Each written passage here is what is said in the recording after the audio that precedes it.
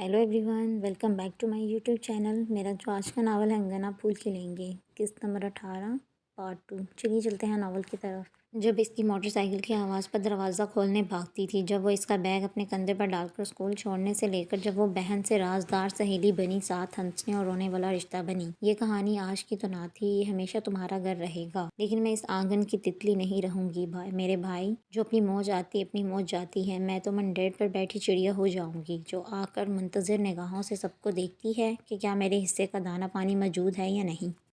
तुम हमेशा इस आंगन की तितली रहोगी ईरम, ये भाई का वादा है। ऐसे वादे और दावे कभी पूरे नहीं होते, क्योंकि दरिया हमेशा आगे को बहता है, वापस नहीं पलटता। कुछ इलेक्ट्रॉनिक में से ले लें, आसिया ने पूछा। इन्हें हर चीज़ में कमी लग रही थी। जहेज़ जो नहीं जा रहा था। तौफीक साहब ने मुस्कुराकर आसिया को देखा। इनके अरमान अधूरे रह गए थे। पास बैठी सानिया की ज़ुबान में खुजली हुई, मगर चुप साध गई। इसके ख्याल में तो पहले ही जेवर, कपड़ों और बाकी लवाजमात पर काफ़ी रकम खर्च हो गई थी। हाजरा बीबी ने सख्ती से मना किया है कि घर में जो कुछ है सब ईरम ने ही इस्तेमाल करना है। इन्हें बुरा लगेगा। अल्लाह का शुक्र है इतने अच्छे लोग मिल गए, आसिया ने कहा तो सानिया बगौर इन्हें देखा। तभी अवैध आ गया, हाथ में चेक था। अबू ये हमारी तरफ से ईरम के लिए है। इसने सानिया के करीब बैठकर चेक बाप की तरफ पढ़ाया। सानिया ने चौंक कर अवैध को फिर चेक को देखा तो दिल डूब गया। 2 लाख का था। बेटा इसकी ज़रूरत नहीं, सब इंतज़ाम हो गया है। तौफीक साहब को खुशी हुई कि बेटे ने जिम्मेदारी का एहसास किया है, मगर चेक नहीं लिया। भाई होने के नाते मेरा भी फ़र्ज़ बनता है। इसने बासदा इसरार चेक इन्हें थमा दिया। सानिया ने बेचैनी से पहलू बदला। मैं सोच रही थी कि हमें भी ईरम को कोई गिफ्ट देना चाहिए। अच्छा है, अपनी मर्ज़ी से ले लेगी। माशाल्लाह, तुम लोगों ने हक अदा कर दिया। सानिया ने भी बहुत अच्छे तरीके से सारा इंतज़ाम संभाल रखा है। तौफीक ने बहू को हौसला अफजाई की और किसी हद तक ये दुरुस्त भी था। अब चलें, आज जेवर उठाना है। आस ने याद दहानी कराई तो तौफीक साहब उठ गए। मुझसे मशवरा ही कर लेते। सानिया ने इनके जाने के बाद शिकवा के ना गिनाह निगाहों से शौहर को देखा। ध्यान नहीं रहा, अवैध ने टाला। जब सारा इंतज़ाम हो गया था तो इतने पैसे देने की क्या ज़रूरत थी। सानिया से रहा ही ना गया। अवैध ने गर्दन मोड़कर उसे देखा। मतलब हम उसे कोई और गिफ्ट कर देते, आने वाले वक्त में हमारे काम आ सकते थे। सानिया के लहजे में मायूसी सी थी। अवैध इसकी ज़ात के बहुत से रंगों से अब वाकिफ तो हुआ था, इसलिए गुस्सा करने की बजाय इसका हाथ दबाकर बोला, फिक्र न करो, जिंदगी रही तो इंशाल्लाह तुम्हारे लिए और जोड़ लूँगा। हाँ मगर ये तो चले गए। वो चुप हो गई। मजीद बोलना अपना ही पर्दा खोलना था। शब का आगाज़ ढोलक की ताप से हुआ। चंचल हंसी, अलर्ट सरगोशियाँ, मेहंदी रचे हाथों से चूड़ियों की खनक, रात की चुनरी में सितारों की तरह दमकने लगी। दादी ने मोतिया रंग पर छोटी छोटी सब्ज़ बूटियों वाला सूट ज़ेब तन किया। तेल लगाकर चोटी गोंदी, बाजू तक जाते थे। हर बल देने के बाद सांस लेने को रुकती। फिर अपनी पटारी खोली। कमरे में तिब्बत सनौक की खुशबू फैल गई। इसके साथ ही इनकी सुरमेदानी भी रखी थी। कहा भी है थक जाएंगी, बुखार हो जाएगा, पर नहीं, इनका मेहंदी में जाना ज़रूरी है। पैरों पर भार नहीं आता, कुर्सी घुमाते फिरेंगे। नादरा को इनकी हील चेयर से चिढ़ थी। कौन सा पूरा घर लेवल पर था, कहीं सीढ़ियाँ चढ़ानी पड़ती थी तो कहीं उठानी। वो बोलते बोलते ठटक कर रुकी। सहन में बिछी चारपाई पर वो बाजू आंखों पर रखे लेटा था और ढोलक की थाप दीवार टाप को गोया सहन में ककली डाल रही थी। वसीम, पता नहीं क्यों उन्होंने बेचैन होकर पुकारा। इसने बाजू नहीं हटाया। नींद आ रही है तो अंदर जाकर सो जाओ, यहाँ तो शोर शराबा आ रहा है। वो उठकर बैठ गया। पाँव ज़मीन पर रख के सर झुका हुआ था। मुबाद अम्मा, आंखों की लाली देख ली। सोच रही होंगी तुम्हारी भी शादी की तारीख ले आऊँ। नादरा को इल्हाम सा हुआ तो बहलाना चाहा। दादी तैयार हो गई हैं तो मैं छोड़ आऊँ। वो खड़ा हुआ। तुम क्या करोगे? मैं ले जाती हूँ या तुम्हारे अब्बा ले जाएंगे? हाँ, मैं क्या करूँगा? इसने बेख्याली में खुद कलामी की। सहन में जलती ट्यूबलाइट के गिर्द पतंगों का रक्स शुरू था। बस उसे एक नज़र देखूंगा, वो कितनी खुश है। हंस रही होगी, मुस्कुराती शर्माती होगी, क्या पता। इस हंसी की ओट में इसकी आंख भी लाल हुई। वो मुस्कुरा रही थी। सहेलियों की ओट में शर्माती झिझकती। इसके गिर सफ़ेद और पीले फूलों की बहुतायत थी। खुद इसने गुलाब ओढ़ रखे थे जिनमें से किसी और के नाम की खुशबू महकती थी। वो खुशबू उसे मदहोश कर रही थी। कहीं कोई कमी, कहीं कोई कसक, कुछ ज़रा सा खोने का एहसास। वसीम का दिल मायूसी के था गहराई में डूब गया। ईरम की आंखों में जुगनू की चमक थी। इसने कुर्सी स्टेज के करीब की और लौट आया। ईरम दादी की तरफ मुतवज्जा हुई। इसने देखा ही नहीं कौन था जो गम और गुस्से और मायूसी की आग में जलता वहां से गया था। अपने जज्बों को संभाल कर चलने वाले शायद इतने मुतमईन और पुरसकून हो सकते हैं। नताशा, आज की रात मेरे नाम कर सकती हो? हाँ, क्यों नहीं। नताशा को इसके सुलगते दिल पर तसल्ली के बाहे रखने थे। इस आग को अपनी मोहब्बत की फवार से हमेशा के लिए ठंडा करना था। अगर मैं ये फरमाइश ईरम से करता तो इसका जवाब क्या होता? कॉल काटते ही वसीम ने बेदहानी से सोचा था। اماں آپ آئیں، شگن کی مہندی لگا کر رسم ادا کر دیں۔ اماں بیچاری نے گردن گھما کر ادھر ادھر دیکھنا شروع کر دیا کہ کس اماں کو اتنی عزت دی جا رہی ہے، اور جب احساس ہوا کہ بڑی محفل میں سے ان سے زیادہ بزرگ اماں کوئی نہیں ہے اور آسیہ یہ عزت انہی کو بخش رہی ہیں، تو نہال ہو گئیں، آنکھیں بھر آئیں۔ وسیم کی منگنی کا منظر آنکھوں میں گھوم گیا، جہاں کسی نے لفٹ ہی نہیں کروائی۔ اس عورت کو تو بس دکھاوے کا موقع ملنا چاہیے۔ ساری چاچیوں، مامیوں، پھپھی، خالہ کو چھوڑ کر دلہن کی دادی آ گئی۔ مجھ سے کون سا اوپر چڑھا جائے گا؟ دادی نے تھوڑی کنی کترائی۔ ارے داد دو، نیت ہونی چاہیے، یہ کون سا مشکل ہے؟ سفید شلوار قمیص پر سبز پٹکا گلے میں ڈالے عبید قریب آیا، اپنے کزن کو اشارہ کیا۔ ایک آدھ منٹ میں دادی کرسی میں اسٹیج پر تھی، اس سے آگے میز تھی، آرائشی لوازمات تھے۔ ایرم مسکرا کر اٹھی اور دادی کے سامنے گھٹنوں کے بل بیٹھ کر ہتھیلی ان کے گھٹنے پر رکھ دی۔ آخر آسیہ کی بیٹی تھی، گلابی نازک سی گوری ہتھیلی دادی کے ساتھ سامنے تھی۔ اے کاش! اس ہاتھ پر دادی نے دل سے اٹھتی ہو کے دعا میں دبا کر ہر خیال کو جھٹکا اور ایرم کی ہتھیلی پر ڈھیروں دعائیں رقم کر دیں۔ 2 قدم نیچے کھڑی ثانیہ متحیر تھی، یہ ساری فیملی ہی کھسکی ہوئی ہے، کہاں گم ہو؟ عقب سے عبید نے اس کے کندھے سے کندھا ٹکرایا۔ یہ کیا ہے؟ یہ کیا ہو رہا ہے؟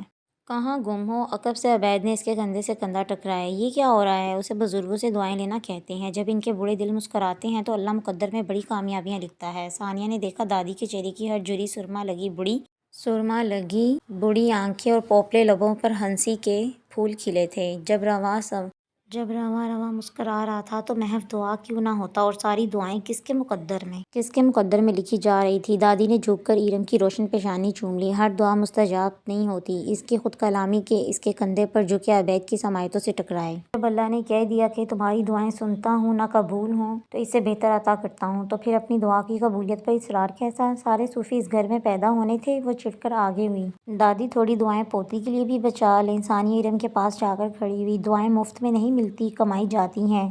دادی کو تازہ بے تازہ عزت اور اتنا پروٹوکول ملا تھا کہ انہوں نے آنکھیں ماتھے پر رکھ لی۔ حاضرین کے کہکہے پر جستہ تھے۔ ثانیہ جز بسی سی ہو گئی۔ ثانیہ بھابھی، دادی کا گھٹنا پکڑ لیں، ہو سکتا ہے کہ کچھ دان کر دیں۔ عبید کی کزن نے آواز لگائی۔ مجھے ان کی دعاؤں کی ضرورت نہیں۔ ثانیہ نے سر جھٹک کر میوزک والے کو اشارہ کیا کہ والیوم تیز کر دے۔ ساری دنیا کے میسنے گننے اس گھر میں جمع ہیں، ہمیں تو ساری زندگی ایسے دکھاوے نہ آئے۔ نادرا کو تب چڑھی تھی، جب سے واپس آئی تھی یوں ہی بولتی جا رہی تھی۔ شبیر خاموشی سے کھانا اور دادی فرنی کھاتی رہیں، جو ایرم کے گھر سے آیا تھا، اور یہ بڑھ بڑھ کر اس لڑکی کا منہ ماتھا چوم رہی تھی۔ یہ بھی خیال نہ آیا کہ اس لڑکی نے گھر بلا کر بے عزتی کی تھی، ان کے پوتے کے رشتے کو ٹکرایا تھا۔ تم بھی تو ہوشیار ہو کر چلی گئی تھی، بیٹے کا اتنا دکھ تھا تو نہ جاتی؟ دادی بڑبڑائیں۔ بیٹی کے سسرال کا معاملہ نہ ہوتا کبھی نہ جاتی، اور خیر میرے لیے کون سی نئی بات ہے، بیٹی کے سسرال والوں نے ہمیشہ جوتیاں ہی چٹوائی ہیں، نادرا نے تڑخ کر کہا۔ شبیر خواہ کھانسنے لگے۔ پانی سامنے رکھا ہے، نادرا نے چڑھ کر کہا۔ شبیر نے 2 گھونٹ پانی کے لے کر گلاس رکھا۔ سنا ہے لڑکے والوں نے جہیز نہیں لیا؟ دادی نے پوچھا۔ خواہ کی بات ہے، جہیز نہیں لیا ہوگا تو ٹھوک کے پیسہ دے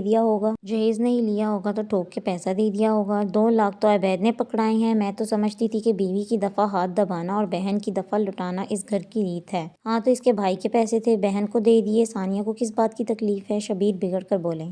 اچھا تو اصل دکھ جو ہے وہ 2 لاکھ کا ہے؟ دادی نے صحیح نبض پکڑی۔ میں نے بھی کہہ دیا ہے، آہستہ آہستہ عبید کی تنخواہ اپنے قبضے میں کرنا، ورنہ ساری زندگی ماں کی طرح سر پکڑ کر رو گی اور وہ بہن کا گھر بھرتا رہے گا۔ نادرا نے دادی کی بات کو نظر انداز کرتے ہاتھ نچاتے ہوئے اسے کوئی اچھی عقل نہ دینا۔ شبیر نے بگڑ کر کہا۔ اچھی عقل والیاں ساری زندگی میری طرح رلتی ہیں، بس کریں، اور کتنی فرنی کھائیں گی؟ پیٹ خراب ہو گیا تو میری جان کو مصیبت؟ وہ غصے میں جاتے جاتے دادی کو بھی ٹھوک گئی۔ دادی تلملا گئیں۔ اس کو لگتا ہے کہ اس میں عقل تھی، یہ وسیم ابھی تک نہیں آیا؟ شبیر نے بات پلٹی۔ جھمکا؟ ثانیہ کے کہنے پر ایرم نے اپنا جھمکا چھو لیا۔ ثانیہ نے تصویر کھینچ لی۔ ایرم سفید اور پیلے پھولوں سے سجے جھولے پر بیٹھی تھی۔ رسم ختم ہو گئی تھی، مہمان کھانے کے بعد خوش گپیوں میں مصروف تھے، تو وہ سونے کی تیاریوں میں۔ ایرم بھی تھک گئی تھی، مگر ثانیہ کے جوش کی وجہ سے رک گئی۔ وہ اپنے موبائل میں اس کی تصویریں لے رہی تھی۔ اس نے یہ والی تصویر بھی عفان کے نمبر پر سینڈ کر دی۔ عفان نے موبائل اٹھا کر دیکھا، وہ کسی ایک تصویر میں بھی نمایاں نہ تھیں۔ جھمکا، چوڑی، مہندی، بندیاں۔ وہ خاموشی سے جھمکا چھوتے ہاتھ کو دیکھتا رہا۔ احساسات عجیب سے تھے، دل کہتا ہے کہ وہ ایک خوبصورت بندر میں بننے جا رہے تھے، تو اس کی خوبصورتی کو بھی محسوس کرو، مگر دماغ میں فطور بھرا تھا۔ جو کہتا ہے یہ رشتہ عمر بھر کا ہو سکتا ہے مگر دل کا نہیں۔ محبت مت کرنا، خوار کرتی ہے، چھوڑ دیتی ہے، راستہ بدلنے بھی دیر نہیں لگتی۔ وہ خاموشی سے جھمکا چھوتے ہاتھ کو دیکھتا رہا، پھر تصویر کو کلوز کیا۔ ہتھیلی پر اس کا نام نمایاں تھا۔ تجسس کے مارے برا حال ہو جائے گا۔ ثانیہ ہنسی۔ کس کا؟ دوپٹہ ٹھیک کرتی؟ ایرم نے چونک کر پوچھا۔ ثانیہ نے شرارت سے نچلا لب دانتوں تلے دبا لیا۔ ایرم کی آنکھیں پھیل گئیں۔ تم عفان کو بھیج رہی ہو؟ ہاں، آتش شوق بھڑکنے دو۔ مت کرو ثانیہ، مجھے کیا پتا وہ کیسا ہے، کس مزاج کا ہے، ہو سکتا ہے اسے اچھا نہ لگے۔ مت کرو ثانیہ، مجھے کیا پتا وہ کیسا ہے، کس مزاج کا ہے، ہو سکتا ہے اسے اچھا نہ لگے۔ میں تو اس کے بارے میں کچھ بھی نہیں جانتی۔ ایرم پریشان ہو گئی۔ لیکن میں تو اس کے بارے میں بہت کچھ جان گئی ہوں۔ ثانیہ نے اسے عجیب سی نظروں سے دیکھا۔ مثلاً؟ ایرم نے ہلکے سے تجسس کے ساتھ پوچھا۔ عفان کے سامنے ایرم کی مختلف تصویریں تھیں اور ذہن ادھیڑ بن میں تھا۔ کیا آنے والی اس کی ساری ذمہ داریاں بانٹ پائیں گی؟ کیا وہ مانی کو قبول کریں گی؟ وہ زندگی کا ہر سکھ اسے دینے کو تیار تھا۔ کیا وہ اس کے ساتھ اس کی الجھنیں سلجھا سکے گی؟ کیا وہ اپنی زندگی میں آنے والی لڑکی سے کچھ زیادہ امید تو نہیں لگا بیٹھا؟ سوال اور جواب یہی تھا کہ اسے ایرم سے بات کر لینی چاہیے۔ یہ لو، اس کی کال آ رہی ہے۔ ثانیہ چہکی۔ ایرم نے گھبرا کر روکا۔ پلیز مت اٹھانا۔ مگر وہ ثانیہ ہی کیا جو رک جائے؟ کیا ہوا؟ آپ سے صبر نہیں ہوا؟ وہ ثانیہ کی آواز پر سنبھلا۔ آپ نے کھیل ہی عجیب شروع کر دیا ہے۔ صاف چھپتے بھی نہیں چھپتا، سامنے آتے ہی نہیں۔ کیا کریں، ابھی نکاح جو نہیں ہوا؟ ثانیہ آ کر ایرم کے پاس بیٹھ گئی۔ ایسا تو نہیں ہے کہ دیکھا ہی نہ ہو؟ اس کا لہجہ سنجیدہ تھا۔ چلیں بات ہی کروا دیں۔ بات؟ ثانیہ نے ایرم کو دیکھا۔ اس نے زور سے نفی میں گردن ہلائی۔ آپ کی ہونے والی دلہن گھبرا رہی ہے۔ ابھی سے؟ ابھی تو عشق کے امتحان اور بھی ہیں۔ عفان کا لہجہ عجیب سا تھا اور ذہن کہیں اور، مگر ثانیہ نے اس کا کچھ اور مطلب لیا اور دل کھول کر ہنسی۔ بات کروا دیں، وعدہ کرتا ہوں زیادہ تنگ نہیں کروں گا۔ اسے بے تحاشا ہنسنے والی لڑکیاں اچھی نہیں لگتی تھیں۔ لو بھئی بات کر لو، مصروف بے چین ہو رہے ہیں۔ ثانیہ نے زبردستی ایرم کے کان سے موبائل لگا دیا۔ ایرم کو بات کرنا ہی پڑی۔ السلام علیکم۔ مدھم خوبصورت لہجہ، نرم آواز۔ ثانیہ کی شوق چنچل آواز کے بعد ایرم کے نرم لہجے نے عفان کے تنے ہوئے اعصاب پر پھوار کا کام کیا۔ کیسی ہو؟ اچھی ہوں۔ عفان نے ذہن سے غبار سا ہٹتا محسوس کیا۔ سنا ہے میری کال کا انتظار کر رہی تھی۔ وہ یہ بات نہیں کرنے والا تھا مگر پتہ نہیں کیا ہوا، وہ ٹریک ہی بدل گیا۔ نہیں تو؟ اس نے بوکھلا کر ثانیہ کو دیکھا۔ عفان نے اس کا نمبر لیا تھا اور وہ لاشعوری طور پر منتظر رہی تھی۔ اس کے فوراً بعد عفان کی بہنوں اور بھابھیوں نے باری باری ایرم سے بات بھی کی تھی مگر عفان کی کال نہیں آئی۔ مگر اب وہ یہ بات عفان سے تو نہیں کہہ سکتی تھی۔ مطلب میں تمہیں کال کروں نہ کروں تمہیں کوئی فرق نہیں پڑتا؟ ابھی ہمارے درمیان ایسا کوئی رشتہ نہیں بنا۔ ہماری منگنی ہوئی ہے، عفان نے چتایا۔ کچھ بنیادوں پر پکی عمارتیں کھڑی نہیں کرتے، بس ایک رات کا فاصلہ ہے، پھر آپ کو حق حاصل ہوگا۔ عفان کو ماننا پڑا۔ وہ جتنی بھی معصوم اور سادہ نظر آتی تھی، اپنے خیالات میں مضبوط اور واضح تھی۔ اسے اچھا لگا۔ اف، مہندی کی رات کون اتنی سنجیدہ باتیں کرتا ہے؟ ثانیہ نے سر پیٹ لیا۔ اسے اپنی باری یاد آئی۔ چلیں اب خدا حافظ کہہ دیں، آج کے لیے اتنا ہی کافی ہے۔ ثانیہ نے موبائل ایرم کے ہاتھ سے لے لیا تو عفان نے گڈ نائٹ کہہ کر کال کاٹی۔ بعد میں یاد آیا کہ اس نے ایرم سے کچھ اور کہنے کے لیے کال کی تھی۔ سارے کمرے مہمانوں سے بھرے تھے، خود ایرم کے کمرے میں بھی اس کی کزنز برجمان تھی۔ آسیہ نے اسے دودھ کا گلاس دے کر سونے کی تاکید کی تھی تاکہ صبح فریش اٹھے، مگر نیند آنکھوں سے کوسوں دور تھی۔ وہ باہر نکل آئی۔ اوائل اپریل کی خوشگوار رات گرما اور موتی کی خوشبو سے بوجھل تھی۔ اس کا دھیان خود بخود عفان کی طرف چلا گیا۔ وہ اس کا ہمسفر بننے جا رہا تھا۔ پتہ نہیں مزاج کا کیسا ہوگا، ایک دو ملاقاتوں اور باتوں سے کیا اندازہ ہو سکتا تھا۔ بلی تم ابھی تک سوئی نہیں؟ عبید اپنے کام سمیٹ کر ابھی آیا تھا۔ ایرم اداسی سے مسکرائی۔ بے چینی سی ہو رہی ہے، سب اتنا اچانک ہو گیا، ڈر سا لگ رہا ہے۔ اجنبی لوگ ہیں، وہ بھائی سے کہے بغیر نہ رہ سکے۔ عبید نے مسکرا کر اس کی ناک کھینچی۔ میری بہن اتنی اچھی ہے کہ بہت جلد اس کی اجنبیت اپنائیت میں بدل جائے گی۔ عبید مجھ سے وعدہ کرو۔ ایرم نے بے اختیار اس کا ہاتھ پکڑا۔ وہ بچپن میں بھی اس طرح عبید کا ہاتھ پکڑ کر وعدہ کیا کرتی تھی۔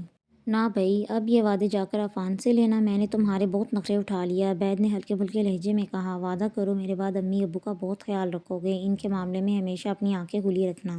میں جانتی ہوں تم ان کے ساتھ زیادتی بھی ہو گئی تو وہ کبھی خود سے تمہیں نہیں کہیں گے۔ بیٹی کا صرف جسم رخصت ہوتا ہے، روح تو میکے کی دہلیز پر چھوڑ آتی ہے۔ زندگی تو ماں باپ کے گھر میں گزارتی ہے، باقی تو بس ذمہ داریاں نبھانی ہوتی ہیں۔ تمہیں سسرال سے بلا لیا کروں گا۔ پگلی، کیا وہ سب تمہارے پیرنٹس ہیں؟ عبید نے اس کے سر پر چپٹ لگائی۔ اب جا کر سو جاؤ، مجھے ابھی عشاء پڑھنی ہے۔ میرے کمرے میں چلی جاؤ، میں یہاں کہیں سو جاؤں گا۔ ایرم وضو کر کے کمرے میں آئی تو ثانیہ ابھی تک کروٹیں بدل رہی تھی۔ تمہیں بھی نیند نہیں آ رہی؟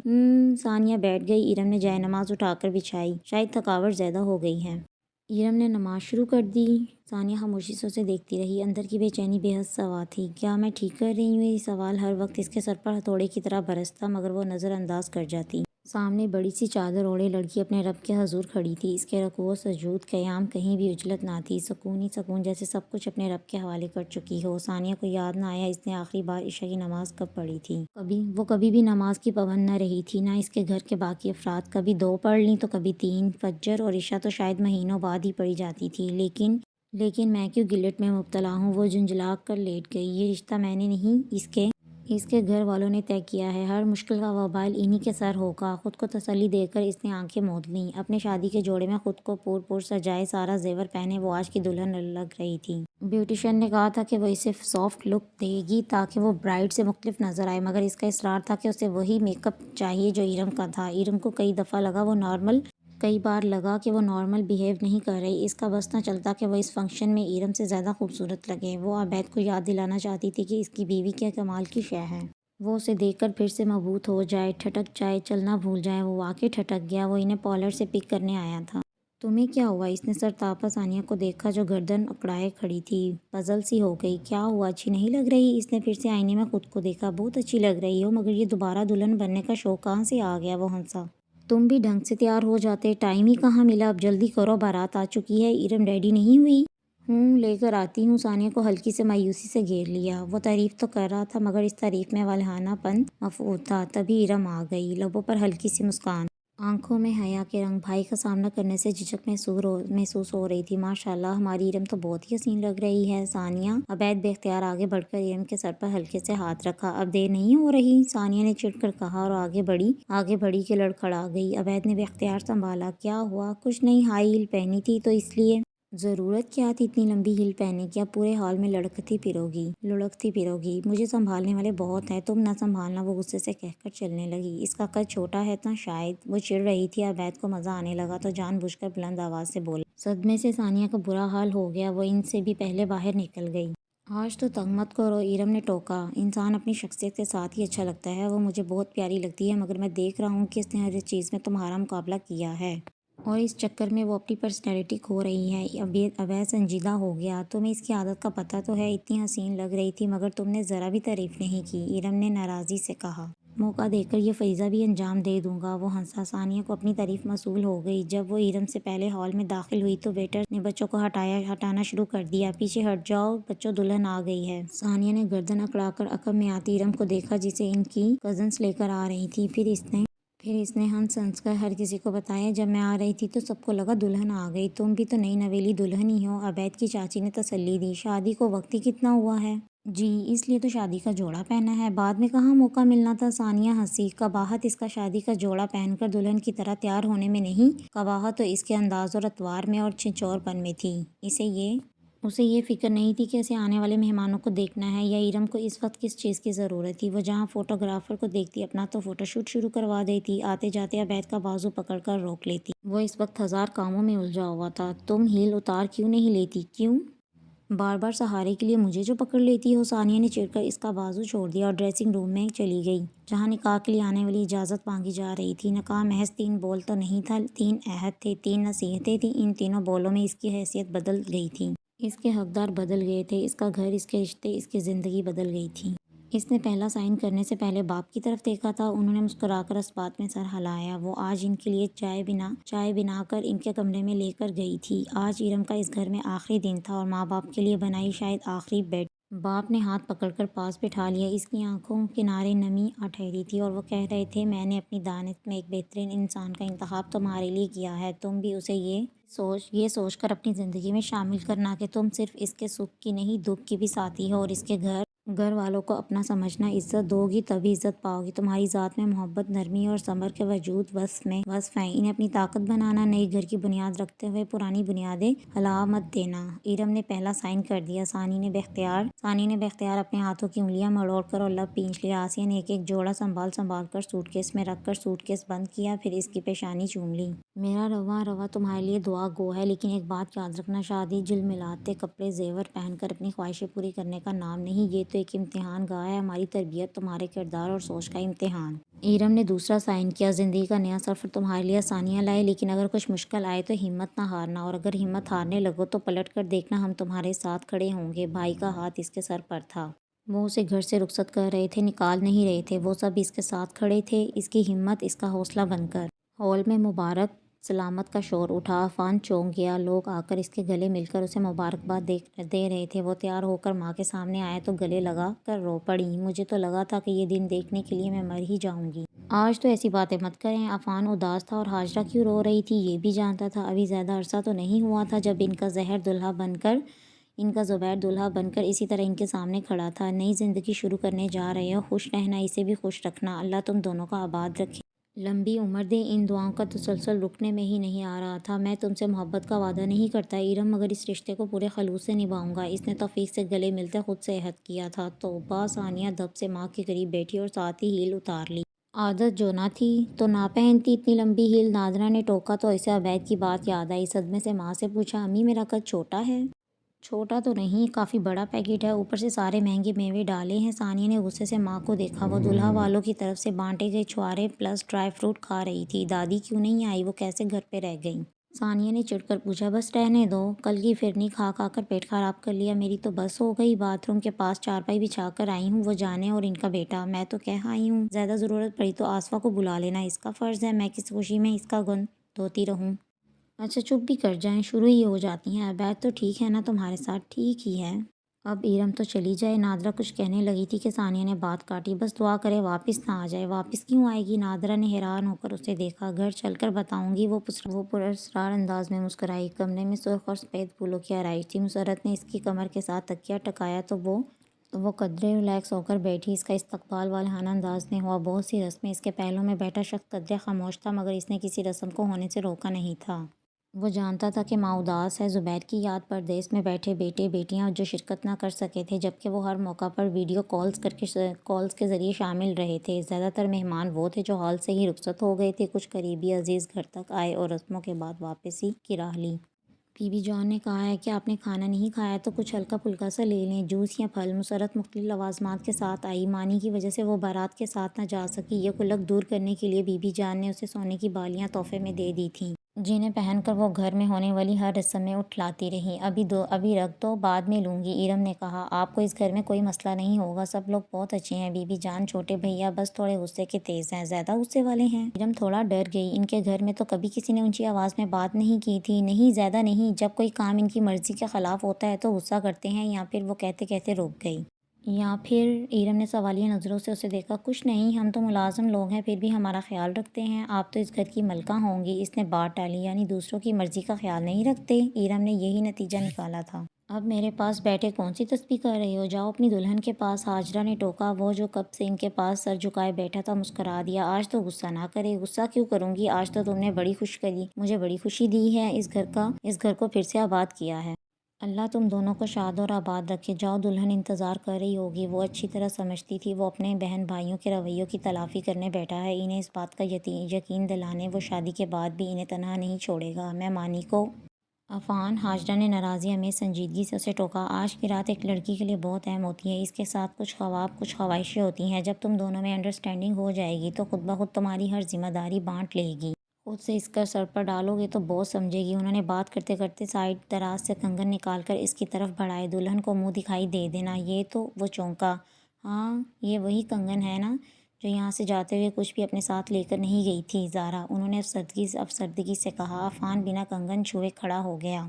میں ایسی کوئی بھی چیز ایرم کو نہیں دوں گا جسے زارا نے پہنا ہو، چیزوں کا کیا قصور ہے، خاندانی کنگن ہے، میں اس کے لیے لے چکا ہوں، آپ فکر نہ کریں، وہ کہہ کر چلا گیا۔ گھننا میسنا ہر بات کا پتہ ہوتا ہے، بس ماں کو ستاتا ہے۔ ثانیہ جب گھر میں داخل ہوئی تو وہ گھر سے نکل رہا تھا، اس پر نگاہ پڑی تو رک گیا، ٹھٹک گیا، قدم اٹھانا ہی بھول گیا۔ وہ ایک شہزادی کسی آن بان سے چلتی اس کے مقابل آئی۔ کیا ہوا؟ ثانیہ نے اس کی آنکھوں میں جھانکا۔ آج سمجھ میں آیا شہزادے جنگلوں میں راستہ کیوں بھول جاتے ہیں۔ فرق مسمرائز ہو کر سا بولا، کیوں بھول جاتے ہیں؟ ایک خوبصورت مسکراہٹ نے ثانیہ کے لبوں کا احاطہ کیا۔ تم جیسی کالی بلیاں راستہ جو کاٹ جاتی ہیں۔ وہ تلخی سے کہہ کر پاس سے گزر گیا۔ ثانیہ کا نکرائی کہکہ فضا میں بکھر گیا۔ وہ زبان سے کچھ بھی کہہ گیا تھا مگر اس کی آنکھیں بتا گئی تھی کہ اس کا حسن جلا کر خاکستر کر دینے والی صلاحیت اب بھی رکھتا ہے۔ یہی ایک چیز تھی اسے صبح سے نہیں ملی تھی۔ سانو، تم یہاں کھڑی کیا کر رہی ہو؟ آپ کو ایک خاص بات بتانے آئی ہوں۔ وہ جوش میں قریب آئی۔ اندر ہی آ جاؤ، رابعہ بھی آئی ہوئی ہے۔ تکاوٹ سے برا حال تو تھا ہی، پیاس سے حلق میں کانٹے چبھنے لگے تو ٹھنڈے ٹھار جوس نے توجہ کھینچ لی۔ ابھی گلاس اٹھایا ہی تھا کہ جب دروازہ کھلا، ارم نے گھبرا کر گلاس واپس رکھ دیا۔ عفان نے اسے گلاس واپس رکھتے دیکھ لیا تھا۔ رکھ کیوں دیا؟ ارم سیدھی ہو کر بیٹھ گئی۔ پی لو، میں منع تھوڑی کروں گا۔ نہیں، میں نے پی لیا تھا۔ ارم کو گھبراہٹ سی ہونے لگی۔ وہ پاس آ کر بیٹھ گیا، پھر گلاس اٹھا کر اس کی طرف بڑھا دیا۔ ارم نے ایک دو گھونٹ لیے اور واپس رکھ دیا۔ وہ اسے بغور دیکھ رہا تھا۔ ارم کو پسینے آنے لگے۔ بہت خوبصورت ہو، پہلی نظر، پہلی بات، پہلا لمس۔ اس کا ہاتھ عفان کے ہاتھ میں تھا اور وہ اس پر لکھا اپنا نام پڑھ رہا تھا۔